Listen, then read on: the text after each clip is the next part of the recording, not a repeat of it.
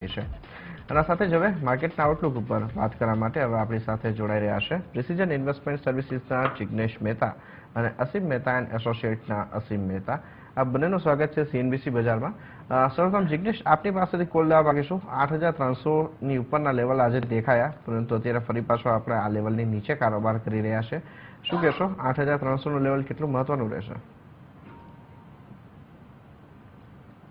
વિક્રમ, 8,300નું level ખરેખર મહત્વનું છે. આપણે જોઈએ કે 20 ઓગસ્ટ, 21 ઓગસ્ટ અને 24 ઓગસ્ટે નિફ્ટીએ નીચેની તરફ બે ગેપ ડાઉન ક્રિએટ કર્યા હતા અને એક ગેપ ફિલ કરવા માટે એટલીસ્ટ 8,360 સુધી જવું પડે તેમ છે. માર્કેટે રિસન્ટલી, એટલે કે જે દિવસથી 5 ઓક્ટોબરથી જે મૂવ લીધી છે ઉપરની, એ માર્કેટની ટકી રહેવા પામી છે. ત્યાર પછી કંઈક ને કંઈક કન્સોલિડેશન દેખાય છે, પરંતુ માર્કેટ હંમેશા ઉપરના લેવલે જતું દેખાય છે. એવું બતાવે છે કે ગેપ ક્યાંક ને ક્યાંક પુરાવા જઈ રહી છે. હવે બીજી ગેપ આપણી પાસે ફાઇનલી છે, એ માર્કેટ જ્યારે 8,360 સુધી જશે ત્યારે પૂરી થશે. આજના દિવસ દરમિયાન પહેલી વાર 8,300 ક્રોસ થયું છે. I think it's very strong indication.